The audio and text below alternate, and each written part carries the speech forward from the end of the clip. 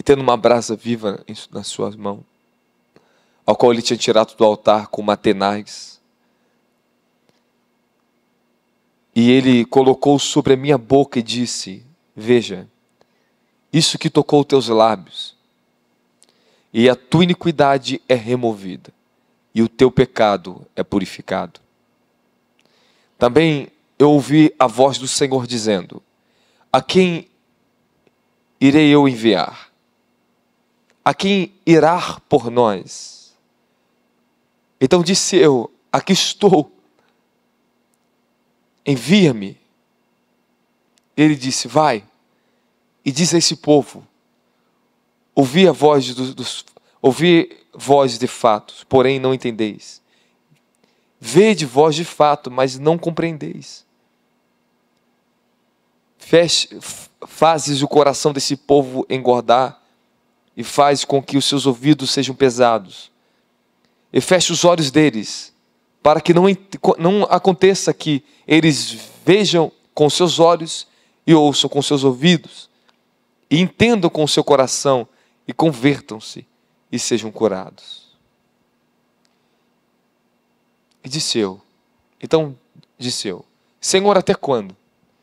E ele me respondeu: até que as cidades sejam completamente destruídas, sem habitantes, e as casas sem homens, e a terra seja completamente desolada. E eu, Senhor, tenha removido os homens para longe, e haja um grande abandono no meio da terra. Mas ainda assim, será 1/10, e ele retornará, e será devorada como uma tilha, e um carvalho, cuja a substância está neles quando se desfolharem. Então a semente santa será a sua substância. Agora coloca para mim, é que eu estou lendo na versão mais antiga da King James, a mais próxima do original, é muito difícil essa versão. Coloca os 3 últimos versículos, 10, 11 e 12. Não, os 4 últimos versículos, 10 ao... Vamos do 10 ao 13, por gentileza. Agora coloca na versão Almeida, por gentileza. Ok, vamos lá. Engorda o coração desses povos, e faz-lhe pesados os ouvidos, e fecha-lhe os olhos, para que eles não vejam com os seus olhos, e não ouça com seus ouvidos, e nem entenda com o seu coração, e nem se converta e sejam curados. Até aqui é suficiente. Aqui é o suficiente.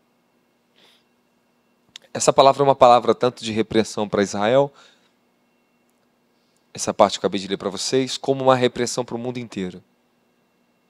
Jesus, quando ele pregava o Evangelho, ele citou essa parte que Isaías disse. Ele falou algo para os seus discípulos, quando questionaram ele, perguntaram: mestre, por que o senhor fala com parábolas?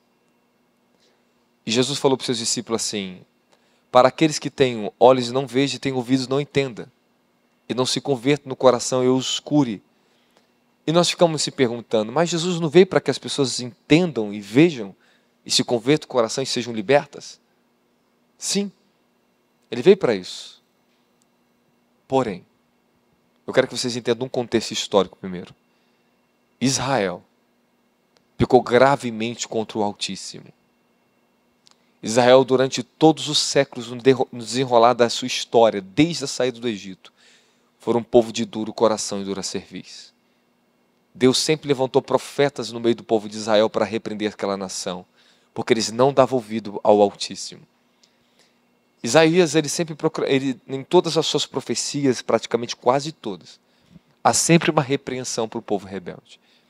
Vocês criam seus próprios caminhos, querem seguir as suas próprias verdades, querem viver as vidas de vocês das suas formas, vocês criam seus deuses e querem adorar os seus deuses daquilo que é a criação de vocês, da mente de vocês. Israel teve um grave pecado contra o Altíssimo, chamado idolatria. Idolatria, biblicamente, significa adorar qualquer imagem, qualquer outro Deus, além do único e verdadeiro Deus que habita nos céus, que olhos humanos nenhum é capaz de olhar para Ele e permanecer vivo de frente com Ele. Ele se revelou ao Altíssimo no seu Filho chamado Jesus Cristo. A Bíblia diz que Jesus Cristo, ele é a expressa imagem do Deus invisível. Que imagem é essa? É essa aqui ou essa aqui? A Bíblia diz que agora nós estamos sendo transformados, livro de 2 Coríntios, capítulo 3, versículo 16. Estamos sendo transformados de glória cada vez maior pela imagem do Senhor, pelo Espírito do Senhor, através da sua imagem. A imagem de Jesus Cristo está sendo impressa dentro do nosso espírito, no nosso caráter e na nossa consciência. Qual é a imagem de Deus? A imagem de Deus é seus atributos, a sua justiça, a sua santidade, o seu caráter, a sua fidelidade, a sua bondade, a sua misericórdia, os seus juízos, seus estatutos, suas leis.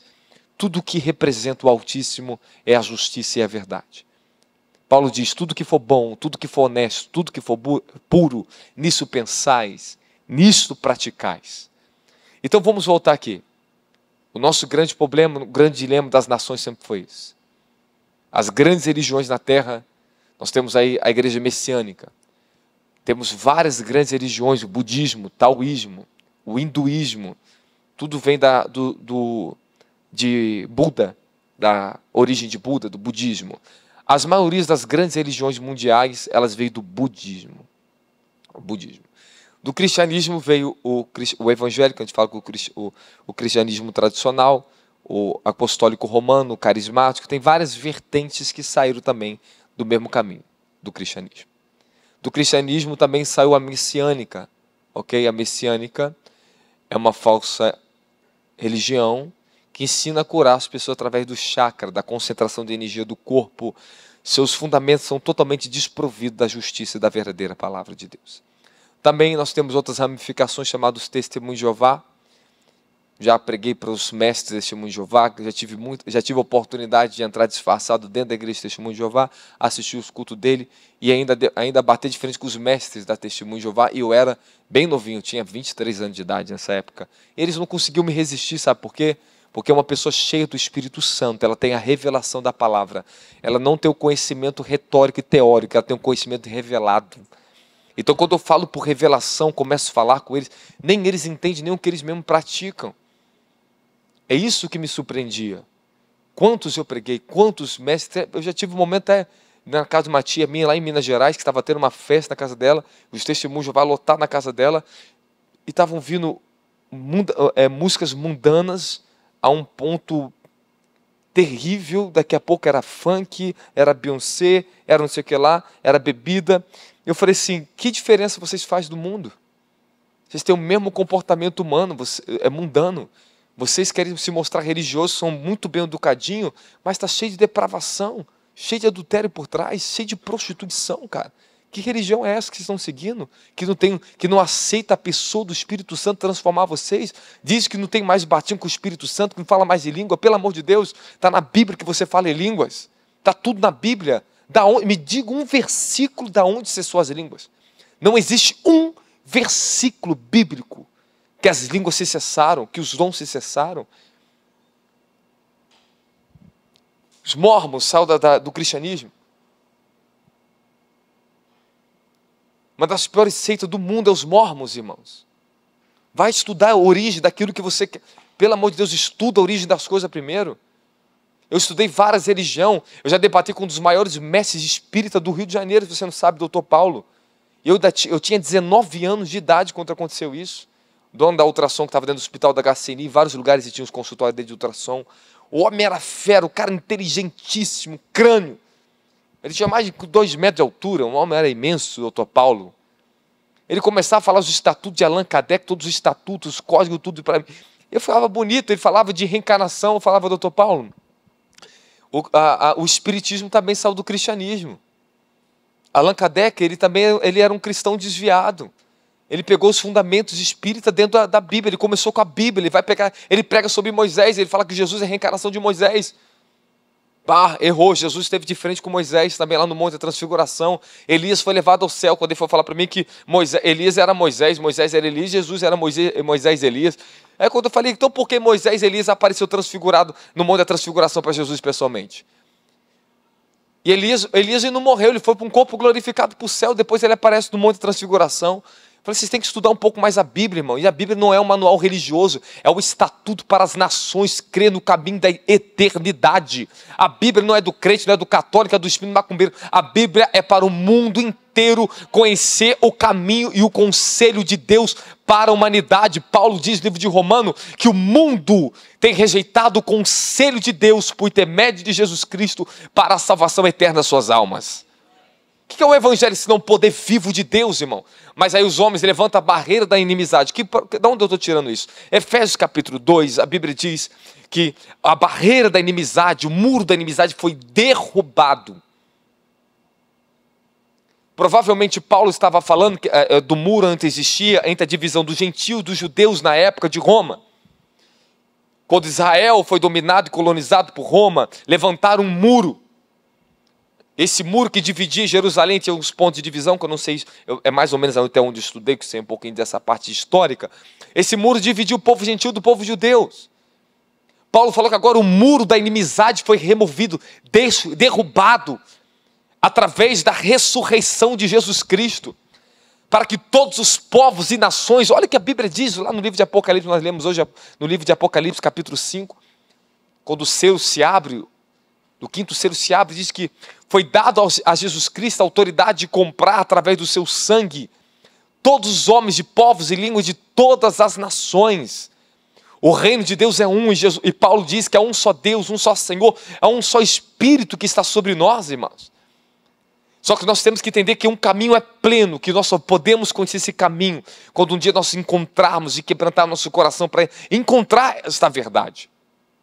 É interessante que quando nós estamos pregando o Evangelho, estamos na rua, ou nós vamos pregar para pessoas de outras religiões, eu falo assim, cara, você já leu a Bíblia? Eu pergunto, o testemunho de Jeová acha que sabe Bíblia e não lê Bíblia. Eles têm um estudo metódico, eles decoram alguns versículos para tentar te confundir, para falar que estão certos. Mas tu abre a Bíblia com eles, não entende nada, está na Bíblia, não lê Bíblia.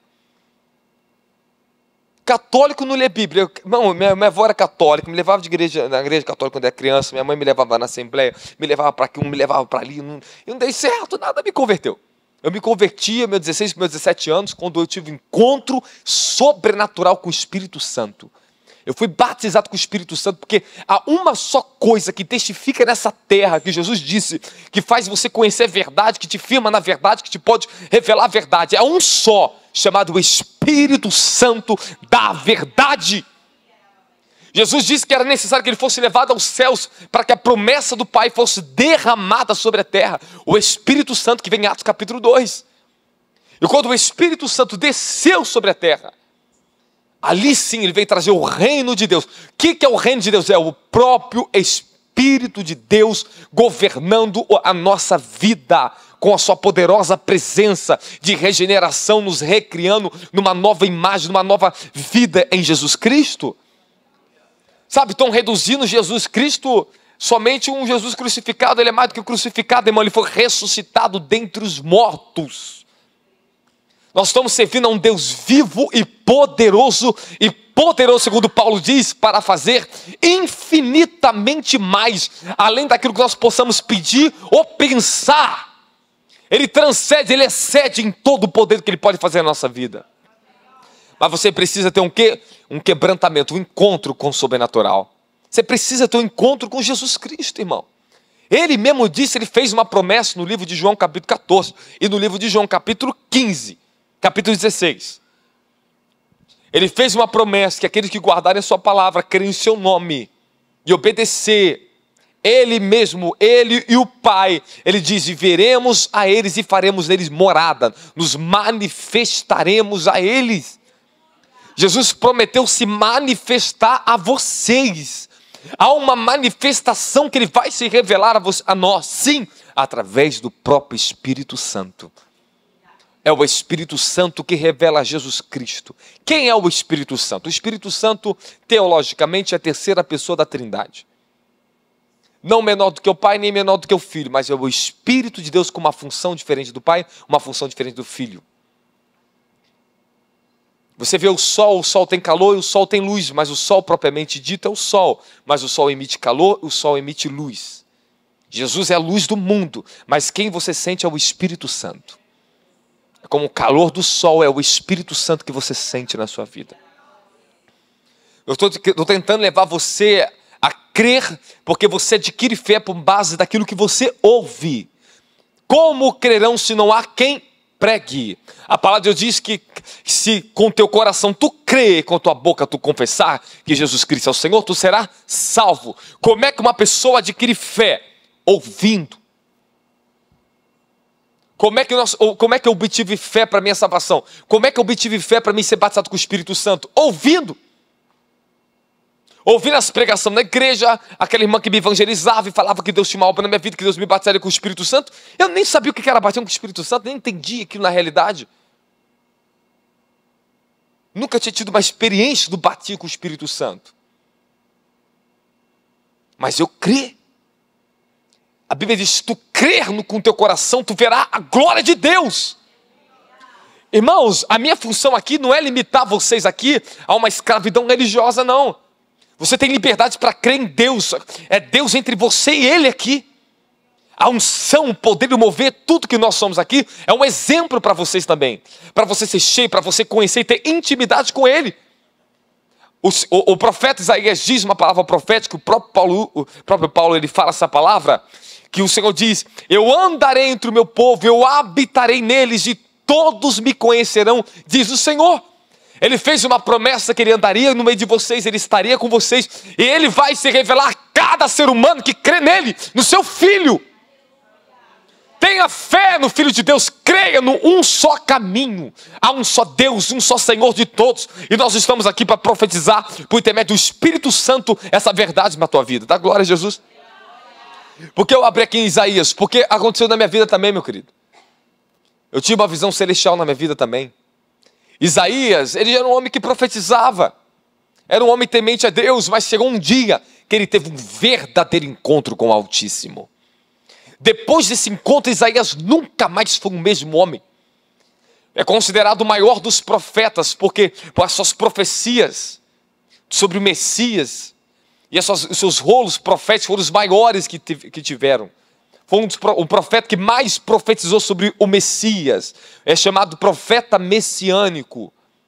Eu estive em Jerusalém, quando eu entrei no museu em Jerusalém, eu vi um rolo imenso que tem lá no centro do museu, como é que eu vou falar, subterrâneo. Você desce, parece algo subterrâneo, porque ele tem que ficar guardado todos os papiros dos antigos profetas de mais de 1.000 anos, 3.000 anos, 5.000 anos, sei lá quantos anos tem aqui lá. Eu só sei que aqueles rolos estavam lá. Você não podia nem tirar foto, porque o próprio flash da foto danifica o papiro. Então aquilo tudo era uma segurança, tudo com o ar-condicionado, tudo gelado, tudo num clima adequado para conservar o papiro.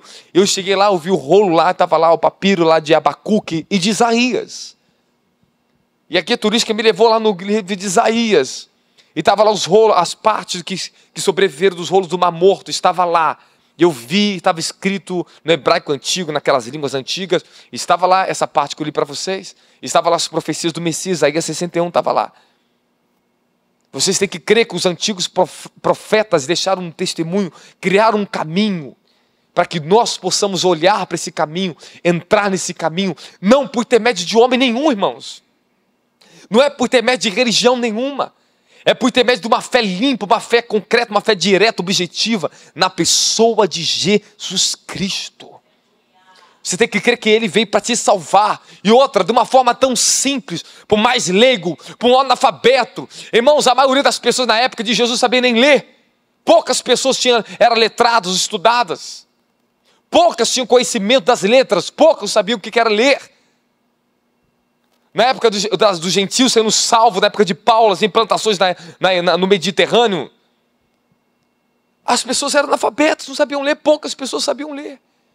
Dependiam muito que vinham os mestres para ensinar elas. Os livros, pregavam na sinagoga, abriam os rolos, eles liam, era tudo que eles tinham, era isso. Desde o mais leigo, do mais simples, do mais indôneo, todos tinham que crer na mesma coisa, de uma maneira simples, que Jesus Cristo morreu, ressuscitou dentre os mortos, para te perdoar de todos os teus pecados, para te dar o Espírito Santo, para te conduzir para a vida eterna, da glória a Jesus Cristo. Aqui Isaías ele tem uma visão do trono do Cordeiro, um trono do Senhor. Ele viu o Santo, Santo, Santo, o Santíssimo, o Altíssimo e Todo-Poderoso Deus de Israel. Já reparou a perseguição que essa nação sofreu? Essa pequena nação, pequenininha assim, ó. Menor do que o Rio de Janeiro. Já reparou o quanto esse povo sofreu no decorrer de toda a história dessa nação? Como esse povo sofreu perseguição? A Segunda Guerra Mundial, quando Hitler massacrou mais de 6 milhões de judeus. Eu estive no Museu da Inquisição lá em Israel. Você tem que ter estômago para entrar ali dentro. Você tem que ter muito estômago. Hoje eu não aguento entrar ali dentro. Hoje eu não aguento. O coração que eu tenho hoje eu não aguento. Sou mole, sou muito mais mole do que eu era naquela época. Hoje eu não consigo entrar ali dentro. Se eu entrar ali dentro, eu vou desmaiar. Eu não vou aguentar. Eu vou chorar, eu vou até não querer mais. Porque é tanto sofrimento quando você começa a entrar ali dentro do museu do Holocausto, que você vai ficar horrorizado, irmãos. A desumanidade de Hitler. Quantos vídeos de crianças eu via morrendo de fome, sendo torturadas, levadas para as câmeras de pressão esqueci o nome daquele gás para matar as pessoas. Eu li as listas, os pedaços de diário que eles escreviam para a família, a fome, tudo que eles passaram.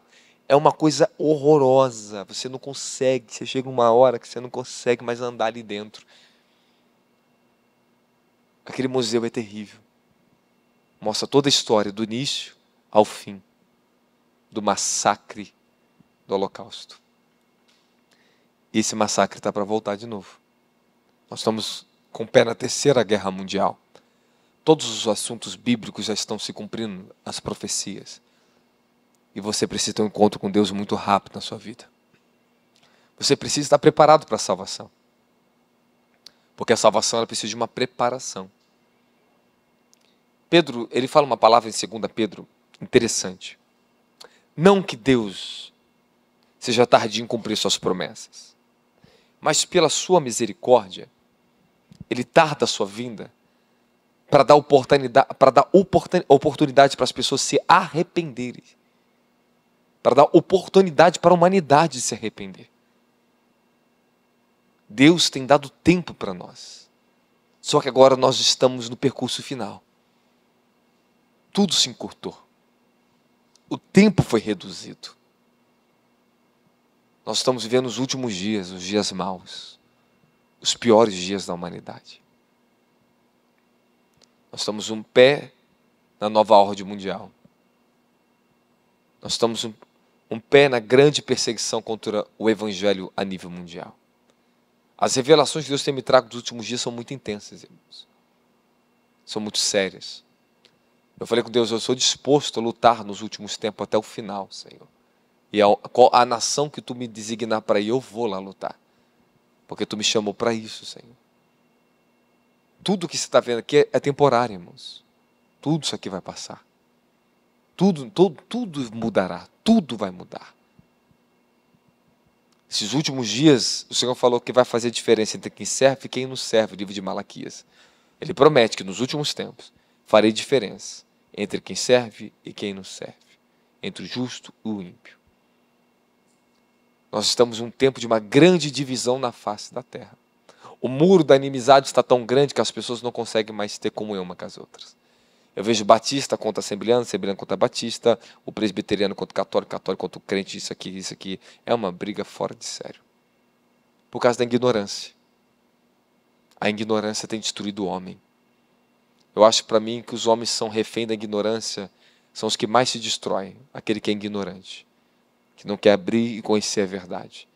Irmãos, por tudo que eu conheço do meu Deus, eu estou sempre disposto a conhecer mais dele, sempre disposto a buscar mais dele.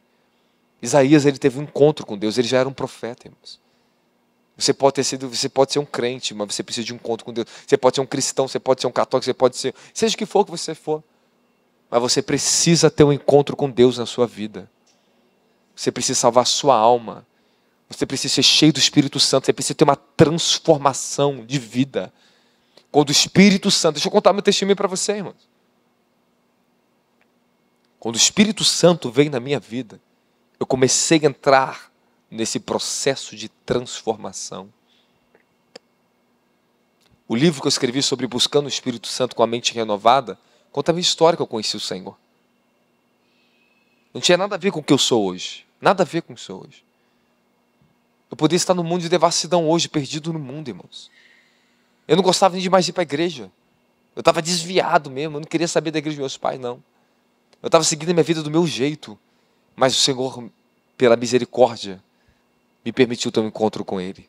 Porque Ele tinha um chamado na minha vida. Desde pequenininho, minha mãe me levava para a igreja, eu usava a pessoa e falava assim, Deus tem um chamado na vida dessa criança. Deus tem um chamado na vida dessa criança, Deus tem um chamado na vida dessa criança. Meu chamado começou quando eu fui cheio do Espírito Santo. E você precisa ter um encontro com Deus. Quem quer ter um encontro com Deus? Você precisa ter um encontro com Deus na sua vida. A sua fé precisa ser avivada. Quem está comigo? Amém, amém. Amém, amém.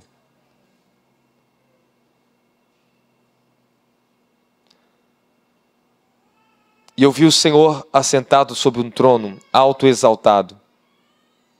E seu séquito enchia o templo. Acima estavam os serafins, cada um tinha 6 asas, 2 cobriam sua face, e com 2 cobriam seus pés, e com 2 voavam. O único ser angelical que a Bíblia relata, que voa acima do Altíssimo, é o serafim. E são os únicos seres que estão mais próximos da sua glória e da sua santidade. Mas eles cobrem seus rostos e cobrem seus pés com as suas asas. E nem eles conseguem olhar para o Altíssimo. De tanta luz. De tanta luz. De tanta luz. Que 2 eles têm que cobrir o rosto deles. De tão santo que é o Deus que nós servimos. Meus anos de experiência dentro do Evangelho. Eu tinha de tudo para mim me decepcionar com os homens e com a religião e ir embora. Tinha de tudo para mim não servir ao cristianismo. Mas eu encontrei Jesus. Porque eu encontrei a presença dele. Eu consegui olhar além dos homens. Eu consegui olhar além do defeito das pessoas. E o Senhor foi me libertando do julgamento contra as pessoas. Você sabe quantos pastores e pessoas pecaram contra mim? Me feriram? Eu era para ser muito ferido. Mas eu perdoei. Porque eu encontrei Jesus na minha vida. E o que eu encontrei, muitos deles não encontraram. E o que Isaías viu, ele teve uma visão celestial, e você precisa ter uma visão daquele que assenta no seu trono. Você precisa ver no seu coração. Você precisa ter um encontro com o Espírito Santo na sua vida. Quantos momentos o Senhor me concedeu de ver Ele. Depois de anos de oração, os meus olhos se abriram para ver que Ele que é santo, santo e santo. Se eu for contar minha experiência, quantas vezes eu ficava acampado 40 dias lá no meio da mata, lá no meio do mato. Quantos anos acampando no meio do mato, orando, buscando a Deus acima da religião. Acima da religião, irmãos. Porque eu tive encontro, Deus me tornou, me chamou para ser profeta na terra. E eu comecei a andar com Deus. Todos que Deus chama e se revela, eles andam com Deus. Eles não andam agarrados, eles não são amantes do sistema. Tudo isso aqui que Deus entregou aqui é para ter um lugar para as pessoas me ouvir o testemunho que eu carrego, que os profetas da casa que carrega. É para ajudar vocês a serem libertos dos demônios, das forças do pecado, desse inferno, desse mundo. É para vocês encontrar Jesus, a sua presença aqui. Eu estou adorando aqui até agora, eu adorei, poxa, tantas horas passando. Irmãos, mas vocês não têm noção do que é isso. Hoje não era nem para mim estar aqui. O Bispo Doug estava trabalhando comigo de tarde, a gente resolvendo coisas de empresa. Eu falei, eu não aguento, irmão. Eu vou ter que ir para a igreja. Meu espírito está com dor. Eu preciso ir lá ajudar o culto, eu preciso ir lá trabalhar para Jesus. Deixei minhas filhas em casa e vim para cá para trabalhar. Deixei as coisas, parei tudo. Falei, mãe, a gente resolve, vou lá. Eu vou servir o Senhor com todo o meu coração. Eu tenho uma condição comigo. Quando está no dia de culto, eu gosto de chegar aqui cedo.